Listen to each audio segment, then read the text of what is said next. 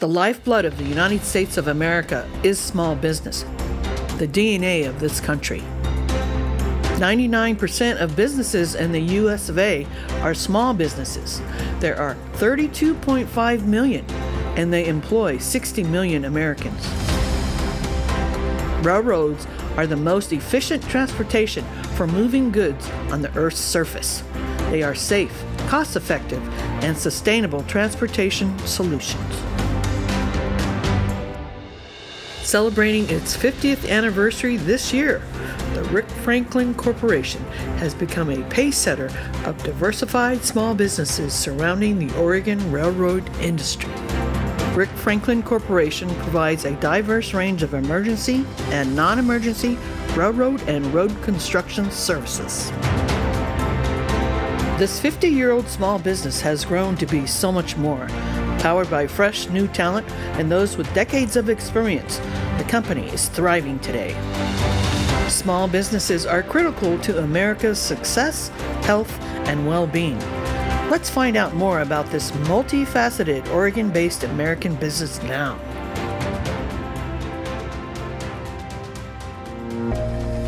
Rick Franklin is in a league of private business owners that's a very specialized league and a unique one in that Rick is a self-made man, and he was self-made and succeeded because of his work ethic, his drive, and his attention to detail and demand for perfection from himself first.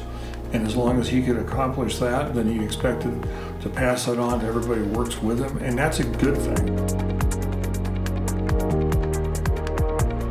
There's 3 different business groups, and Rick Franklin Corporation was the beginning, and that's the one that is the oldest and the strongest and the largest. That's the group that has brought all these others along, and that's how he did that. It grew from Rick Franklin Corporation.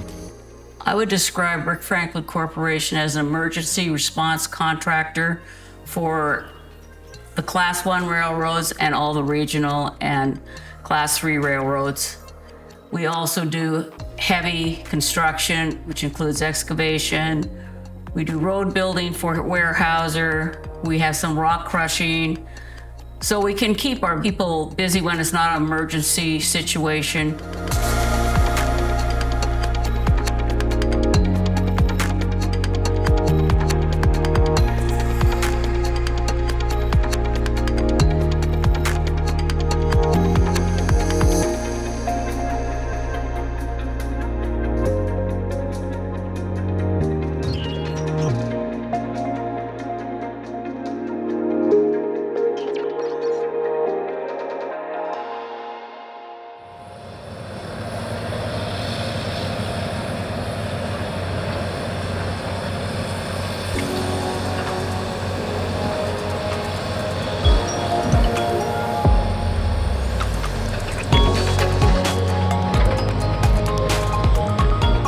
Everything that comes into our yards is recycled. We waste nothing. So nothing goes to landfill. Well, we service several thousand customers up here on recycling wood waste and green waste. The green waste is turned into compost and the wood waste is turned into energy.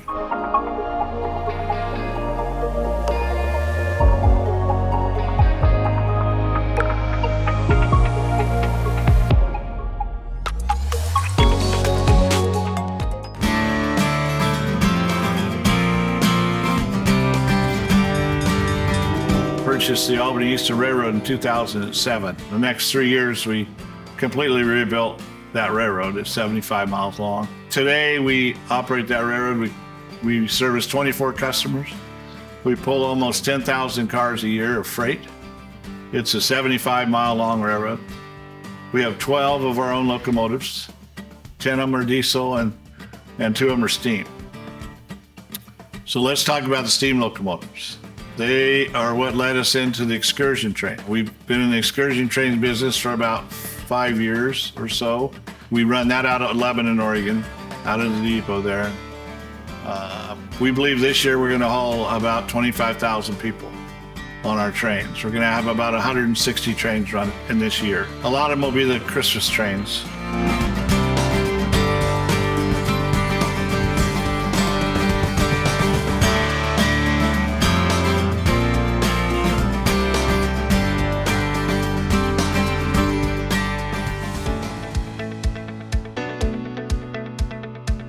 It's not a job. It's a career that you can have here. I know he has passion for what he does, and it gets us excited to work harder for him every day. I like working in the RFC because they give me a lot of opportunities to learning run heavy equipment. I come into work to a new experience every day. It can be as simple as needing to do some paperwork that's pretty just normal office stuff, to calling up pilots and helping out trucking and getting trucks on the road to go to a derailment. Safe to say, my life changed the day I met Rick back in 1993 and went to work for him shortly thereafter.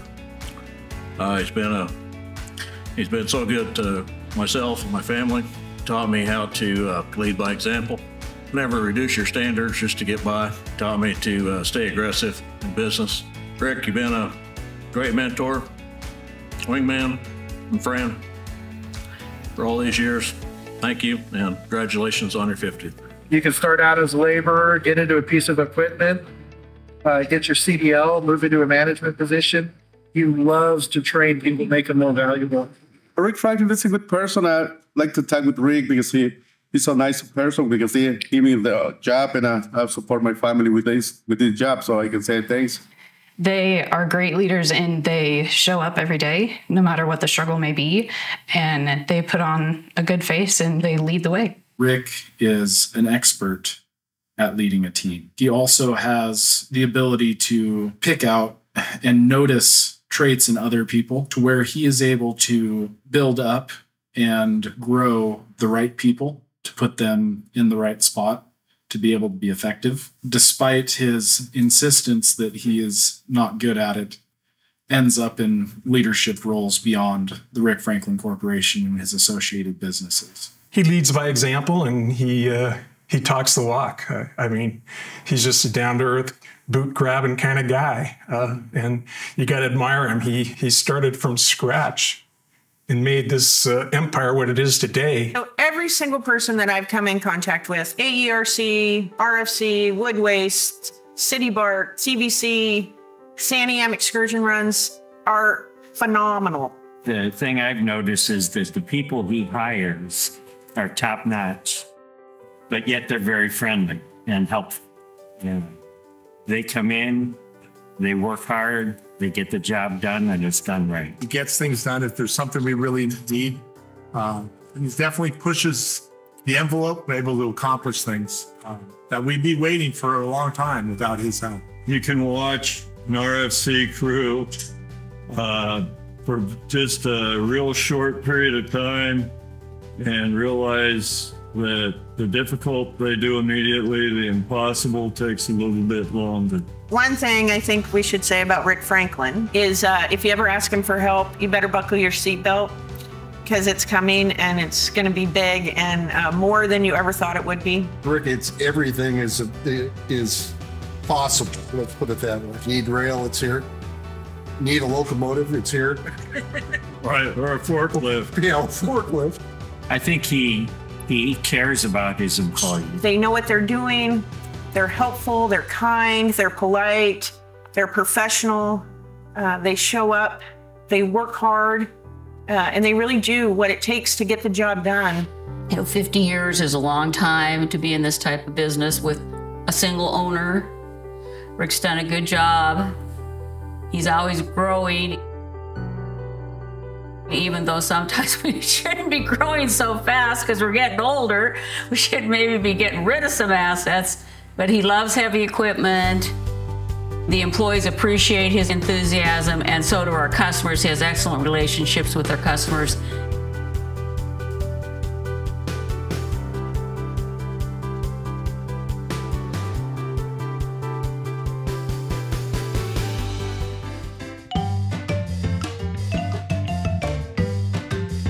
So Rick is always willing to step up for the kids. He loves the kids in this community.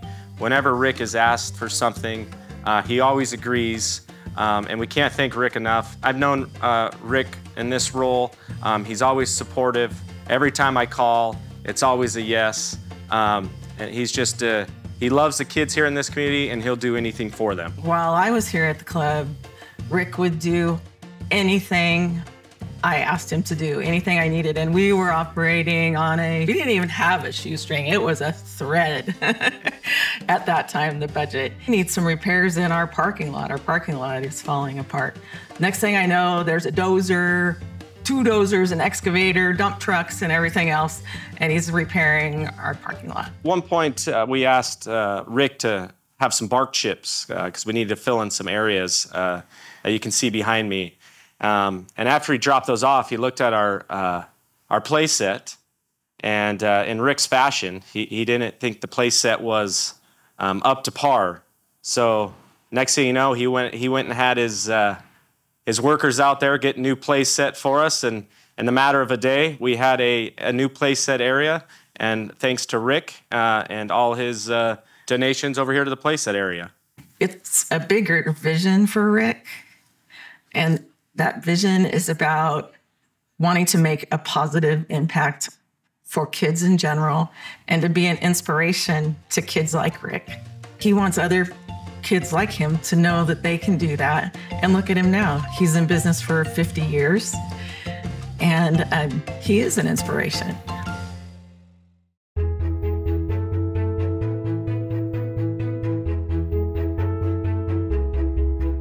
The 3 of us are doing this in the bar, obvious bar card. With a bar sign and neon. Yeah, right behind us. Yeah. Do you want me to spin up some fake cocktails real quick and put in front of them? I can pour Coke in a glass. That's very smart to be.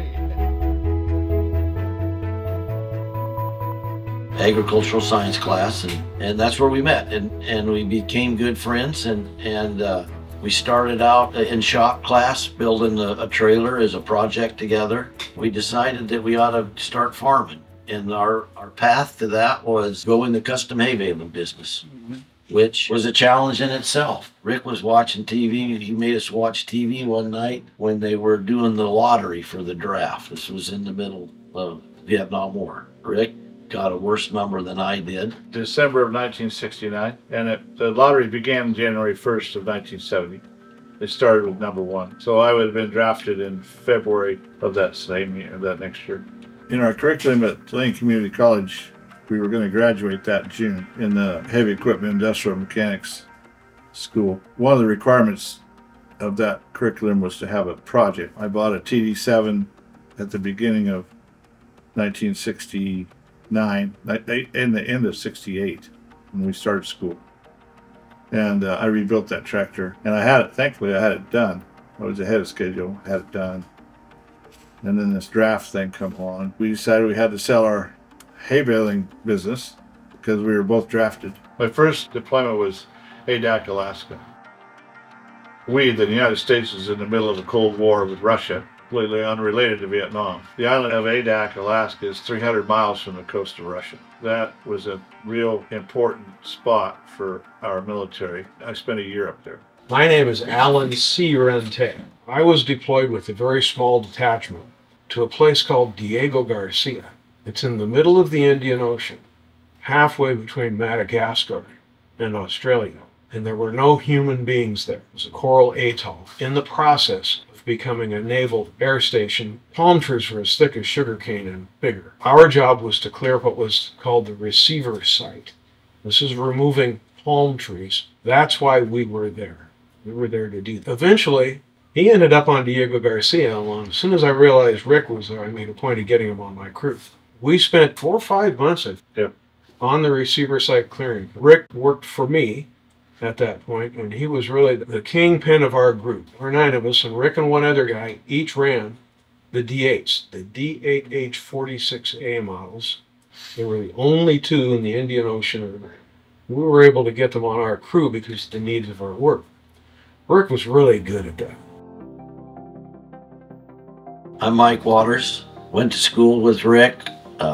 He went in the Seabees. I went to Vietnam. When I got out of the service, I stayed in agriculture. I milked 600 cows for about 25 years. My friend, who I thought was my friend, Rick Franklin, talked me into buying this excavator. So I took about 350 cows worth of money and went out and bought this excavator. It wasn't a real profitable enterprise. And then one day Rick calls and said, hey, I need help. And so he hauled my machine to one of his jobs, and we did very well together on that job. It was a new kind of job. We got the job done. We produced well. So since that time, which is about 93, I help Rick on a part-time, whenever he needs help basis.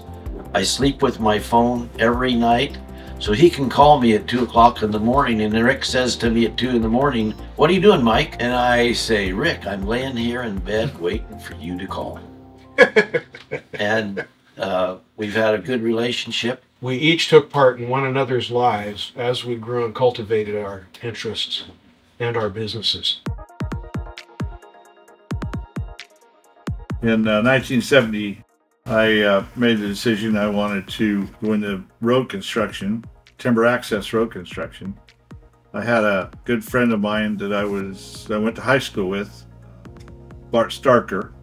His family, the Starker Forest family, owned several thousand acres at the time. So then the next challenge was to figure out how to buy a D8.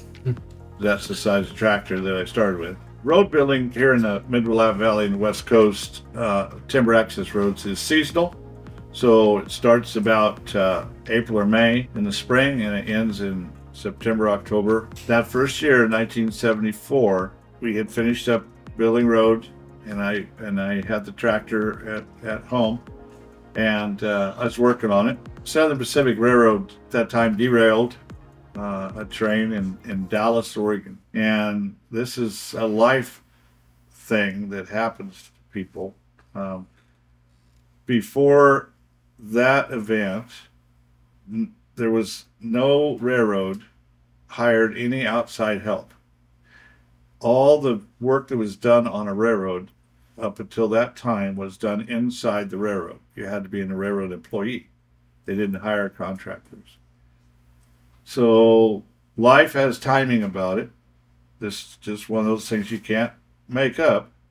They needed some help on this derailment, so they had me bring that my D8 out, and that's how I got started on the derailment, in the derailment world.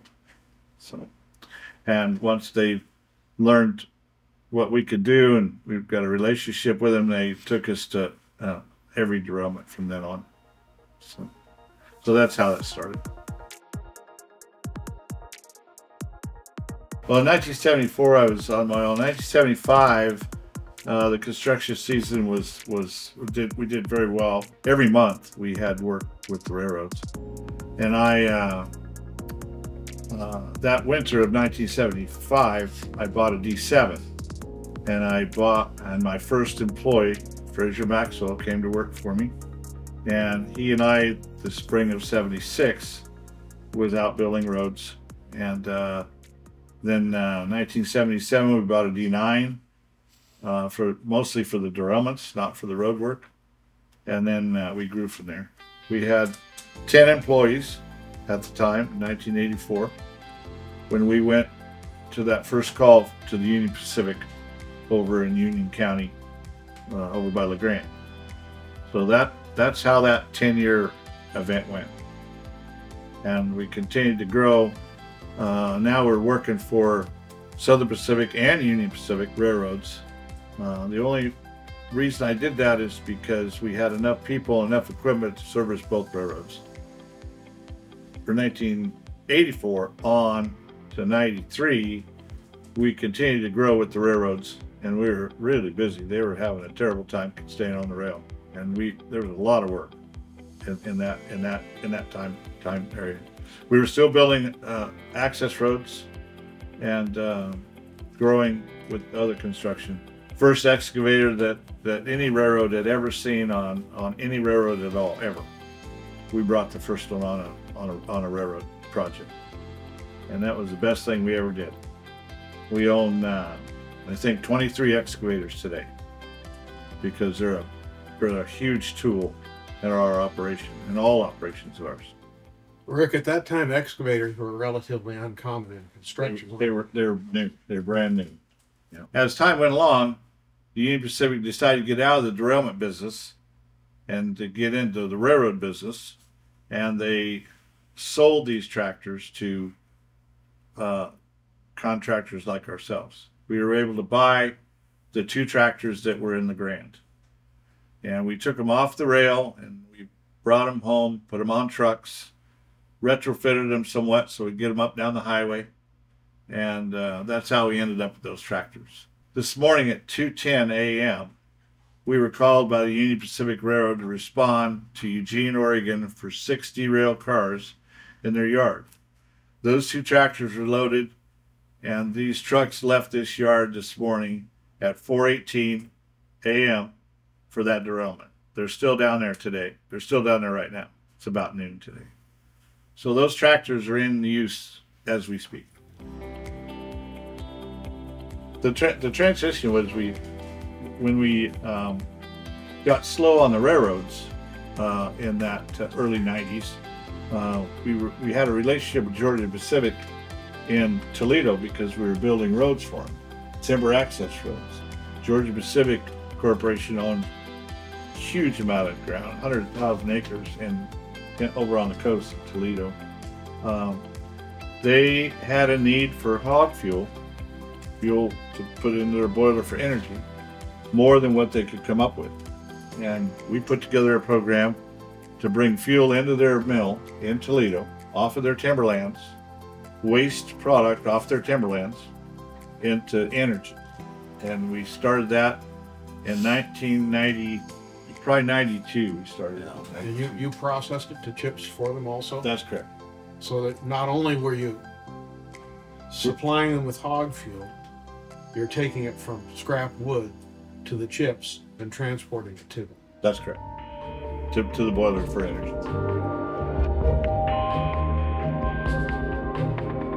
Rick's entrepreneurial spirit drove him to establish a thriving business, nurtured through years of dedication and hard work. His foray into logging road construction began a remarkable journey spanning 5 decades, supporting the logging, railroad, and recycling industries.